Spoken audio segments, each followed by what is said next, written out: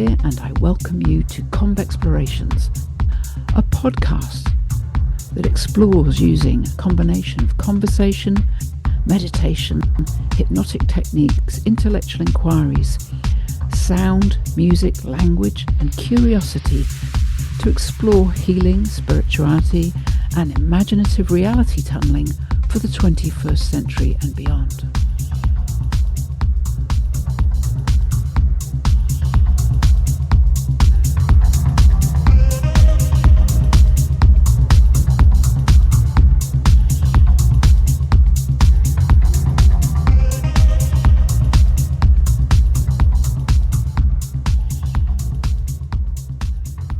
So hello everyone, and today I'm with my dear friend Jana Norman, a wonderful colleague and friend, and this is the first kind of conversation for the Convexplorations podcast.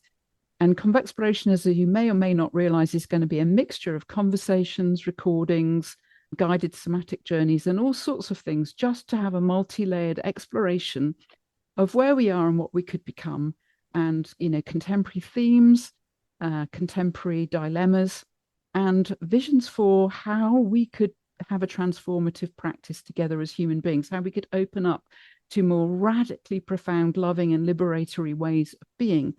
And an important part of this, to my mind, is the importance of returning to a thoroughly body-centered way of being, an embodied set of values, practices and ethics that really value and learn from our embodied intelligence, our embodied life as highly evolved beings that are not simply human, but also more than human. We're united with all sorts of microscopic and cellular partners that out of which we emerge. And if you listened to the first episode of Convexplorations, you'll have had a very gentle, guided kind of introduction to that kind of thinking. It has a broad name. We could call it new materialism, but we don't have to call it that. We can talk about it in terms of simply returning to what's really here, who we really might be.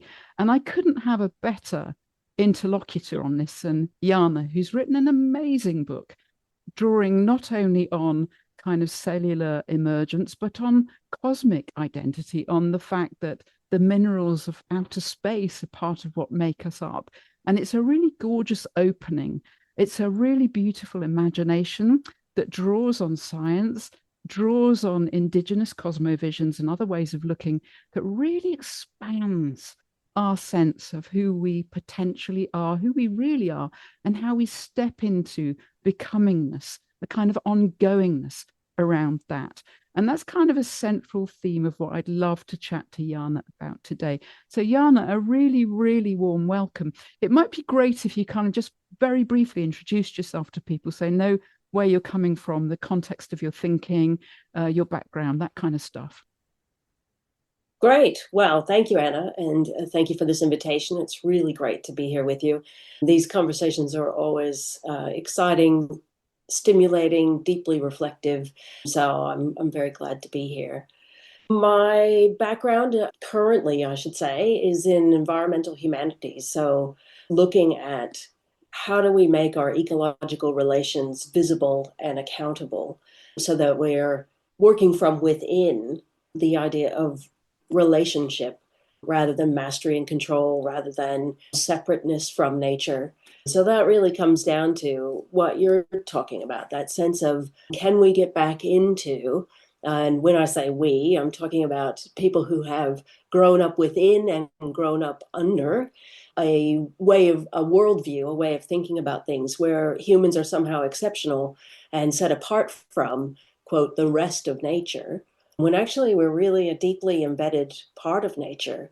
And there's something to draw on. Well, there's more than something. There's everything in that, a richness in that to draw on in terms of how we reorient our lives towards justice, towards compassion, towards vulnerability, towards a way of being that has an openness, as you were talking about, to life itself. So anyway, I think and write about that in different contexts, whether that's in thinking about how do we bring that kind of idea into who we are when we're dealing with legal issues, to how are we thinking about that in our everyday lives. So that's brilliant. a bit of an overview. Beautiful. Yeah. So, Hmm. Jana, would you agree with me that one of the dynamics at work that has led us into a painful political situation, painful social and economic situation in the world at the moment, is this very dynamic of disembedding us from nature, disembodying us from our own creaturely beingness as embodied creatures? And if you would agree, what's your sense of how that came about? Yeah, I do agree. How it came about is a big question. There's some sort of epochal historical rhythms to it. I've been reading lately about the ancient Native American cities of Turtle Island or North America. This is all kind of really new information. And in those cultures in around the Little Ice Age, this is a way back thing, and I'm not good with specifics, but it's there was the idea of kind of collecting. Urbanization grew up in these early periods, and somehow that and they literally built hierarchy. So there are these mound cities in North America that are like unto the pyramids, and but made out of earth. And so there were these huge cities, huge for the time, and they ended up breaking down again. And there was a return to a much more egalitarian, smaller social units, more relational framework rather than hierarchical framework. And I just find those kinds of that long arc of history kind of movements, so that then when European explorers entered the frame, they thought they were seeing an underdeveloped culture, which of course they weren't. It was a highly developed civilizations, multiple nations that had been through a cycle of growth towards hierarchy, and seeing that the pitfalls of that and moving away from it and coming back to an embodied relational framework for their many cultures. And I don't know where we sit in that from a Western cultural standpoint, but there was, if you look at, for example, the biblical texts, there was a push in Hebrew society. There was this push for everyone else has a king, give us a king.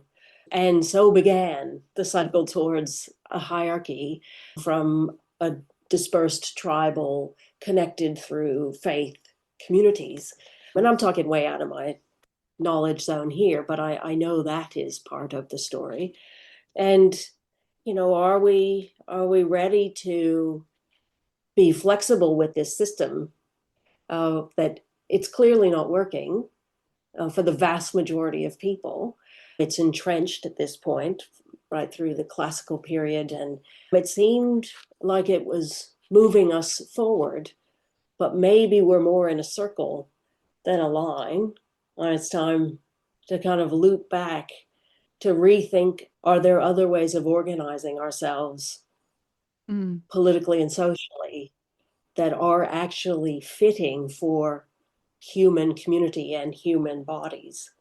That was a yeah. long-winded No, it's thing. great. It's really great, Jana, because it seems that what the way you framed that is a kind of tidal nature to the Mhm, process. And it does feel to me, at least, that at the moment we're at a critical kind of inflection point or bifurcation point, mhm, precisely between those two dynamics. One is homogenizing, right? It's saying it's going back to kind of we want control over, and a particular identifiable group will be at the top of that pyramid, mhm, and we do not wish for the kind of mhm, diversity that threatens that homogeny. And then mhm, there's another tide, which is the movement towards, well, we need to be inclusive, we need to be diverse, we need more dispersed modes of governance. I'm thinking here of things like the commons based opportunities and alternatives that are out there that are not in the mainstream, that they don't hit the mainstream media, but they're everywhere, and they're ancient human modes of organizing relationships with place. There's something very situated about those. There's something very local about those. But they can, of course, flourish in conversation with each other. And I'm just sort of returning in my thinking to what you said at the beginning about ecological kind of knowing. I can't remember how you phrased it, but it seems to me that natural patterns themselves reveal both the in-breath and the out-breath of this. But more importantly, to be ecologically responsible, we know that monocropping and, mono emphatic kind of modes of everything being the same, whether it's a crop or an animal or an ecosystem, when they lose diversity, when they lose their natural wildish capacity for mixing, when they lose that capacity for internal tensions, which are important to thriving, as well as some notion of harmony, because often when people talk about ecological thinking, they're thinking in terms of like harmonious relations where nature itself becomes romanticized and essentialized. And that's not how it is. Right on the ground, there are convergences, collaborations, cooperations, tensions, and competitions. And all this forms a kind of generative energy whereby things thrive. They become, mutually engaged, relational, and they already are relational, but we have to open up to see that. And so maybe the answer here lies precisely in re-embedding ourselves, in understanding that we are, as you said at the beginning, we are nature. And actually, we're not just one thing, we're a multiplicity of things. Not only physiologically are we a multiplicity of things that are porous to a multiplicitous world, not only is it true that my mitochondria respond to sunlight far below the awareness of the brain that people imagine is the CEO, all that. But we're multiplicitous also as beings in terms of our psychological self. And I think this is where it gets interesting in relation to spirituality, because there's a real risk for humans, I feel, whereby we get addicted to our own thinking. We get addicted to mind patterning, and we take what the mind believes about reality to be reality, rather than coming from this place of an embodied, spacious awareness that notices those patternings and notices the emotional expansion, contraction, clenching, or grabbing that happens in response to those reality tunnels. And it seems to me at the moment that in our culture, what we're looking at is people being pushed into very different kinds of reality tunnels that increasingly speak past each other, when in fact, I think what's called for is a relational encounter with others that comes from a much more grounded, expansive sense of being, and the ability to be comfortable with discomfort, to stay in the vibrant spaces of tension that nature itself shows us is fundamental to evolutionary growth and becoming. So I'd love to know your response to that thought. Yes, well, as you were talking about it and going back to some of the beginnings of that part of the conversation, I was thinking about, and it speaks to that re-embedding ourselves, and what does that look like, and then what does it look like in contrast to some of the other things? But I'll think about that in a second. But I was thinking I've got a friend who's thinking of coming here to Australia for a period of time from Scotland, where she's been working with seagrass and oyster restoration projects. And she was talking about, even within the projects that she works with in Scotland, they were borrowing a model from Wales and hoping to embed that model in some of the projects in Scotland. And they didn't work. And so it's that playing with one of the cycles or the patterns or the ebbs and the flows, is that having that relation, being open to the both and of highly local and highly interconnected across the broadest not scale, but the most distant connections.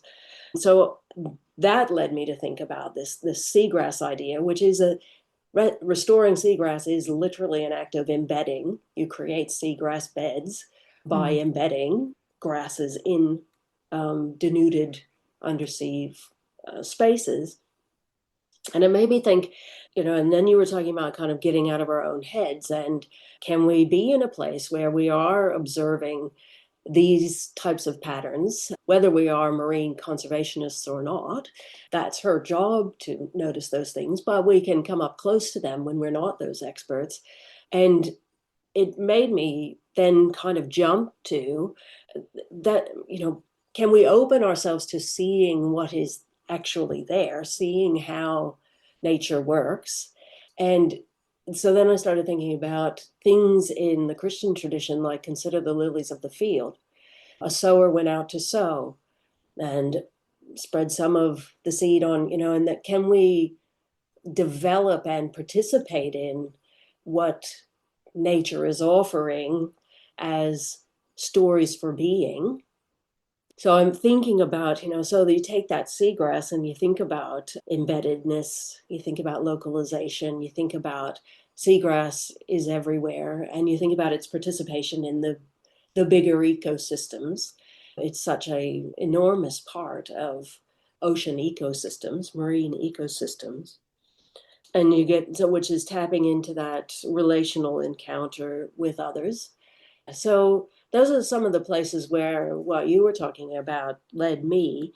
And being comfortable with the discomfort. There is a discomfort in learning how to learn, or in observing and stopping to observe, stopping to take in what's happening, whether it's with seagrass or with one's own community or with one's own body.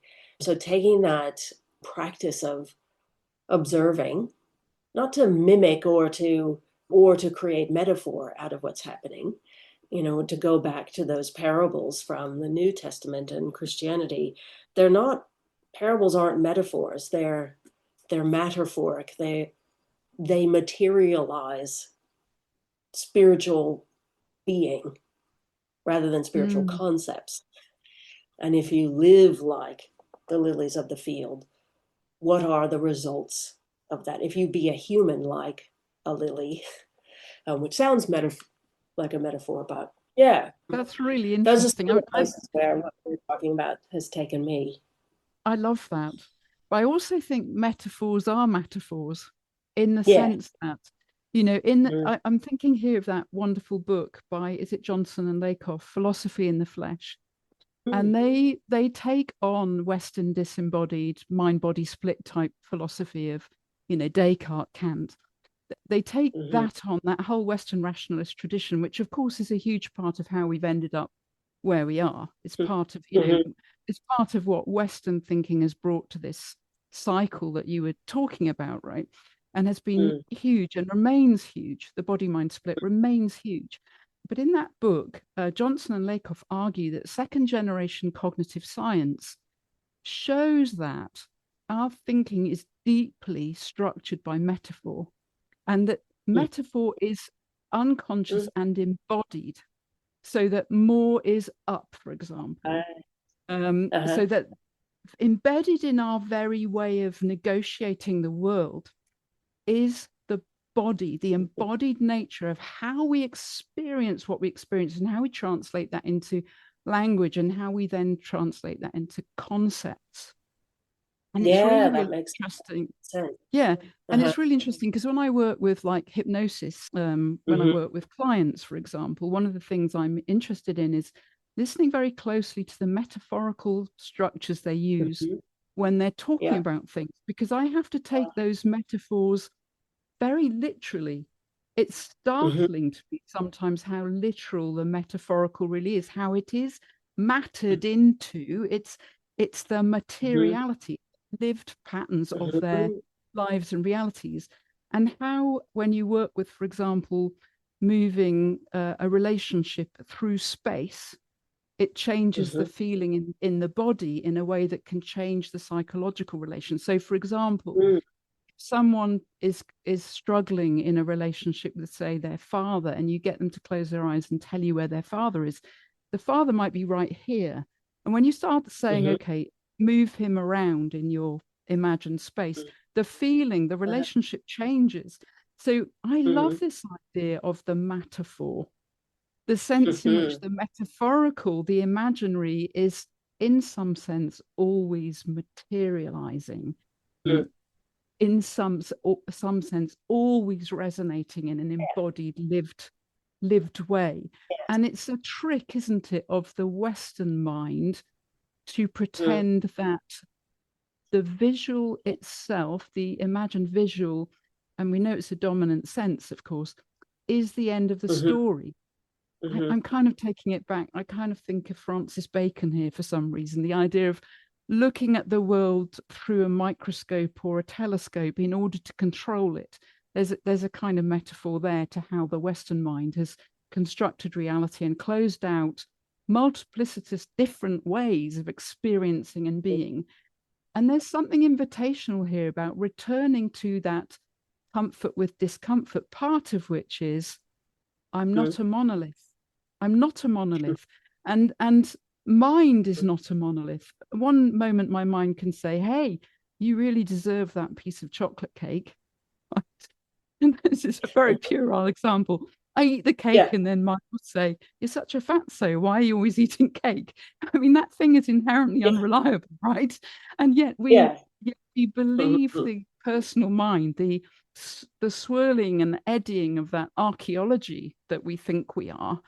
Whereas in fact, when we drop back into that awareness, as you said, that observational, that witnessing, that awareness that we're the awareness of awareness itself that watches that patterning, that sees its unreliability. And I'm not anti-mind. I mean, like you, I've worked as an academic, I'm not against the intellect. I celebrate the intellect, not as a closure, but as a tool, as a gift, as a capacity that we have as human beings, as part of our material becoming. But the personal mind, the thing that constantly chatters, that eddies and moves around and tells me stories, whether those stories are collective stories that I inherit unconsciously from everything around me, or whether those are my personal stories about what I think I am, how I think I became what I became. I think we have to be able to be spacious enough to step back from that, and to allow the discomfort of not knowing.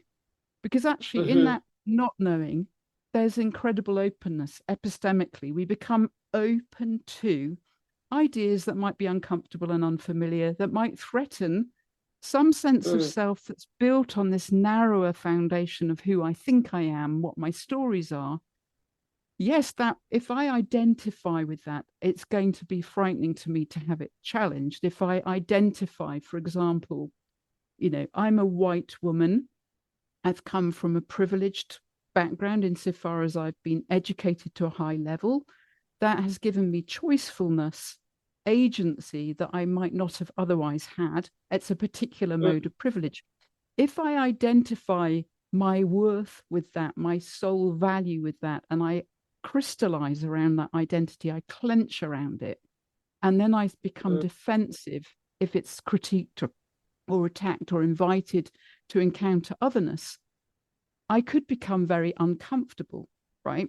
And there's a moment for all of us sometimes when we encounter some difference, or someone who's very different, or an idea that feels very threatening, that we get this fearing, clenching, and it can become a cultural pattern. It can become a political norm.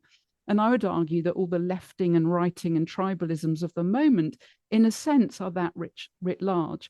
And I feel there's a real invitation here to return to this embeddedness in our own capacity for complexity, our own capacity to know ourselves as multi-layered, and our own sense of how nature itself exhibits these tensions, convergences, and diversities that seem to be key to our becoming. And even as a self, as someone who's spent I don't know how many years in psychotherapy and spiritual practice. I mean, had my first mystical experience when I was 6. I spent a lot of time in spirituality and spiritual practice. To me, that's a journey of constantly letting go, constantly surrendering, right? Constantly allowing, embracing, expanding, to be more and more comfortable with all sorts of forms of discomfort, to find the equanimity in which those things can arise and pass, do the dance that you spoke about so beautifully in the circularity of hierarchy and, diversification. Something similar goes on, I think, in the self. Yeah, I absolutely. And that willingness to experiment and to recognize when you're out of sorts. Like there's discomfort and then there's discomfort. There's the discomfort of rigidity, and then there's the discomfort of openness or letting go of that rigidity.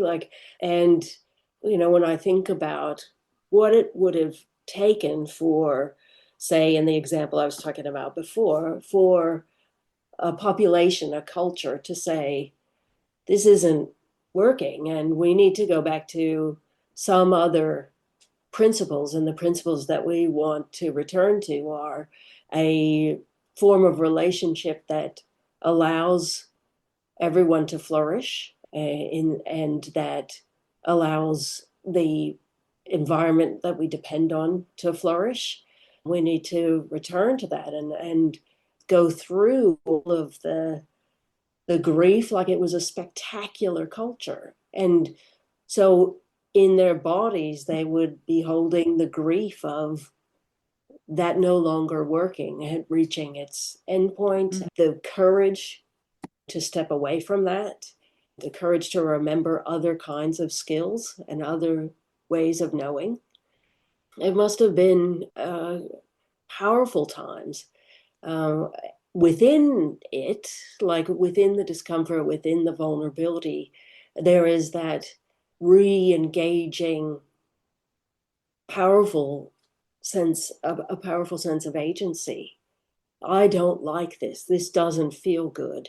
I am not flourishing here. I'm sitting with that. What does matter to me? What do I want? And the I in the sense of what do I want for myself and others? What do I, that sort of expanded I of what do I want for this world with me in it, wherever you're coming from in terms of how you articulate that expanded sense of self that includes others. And then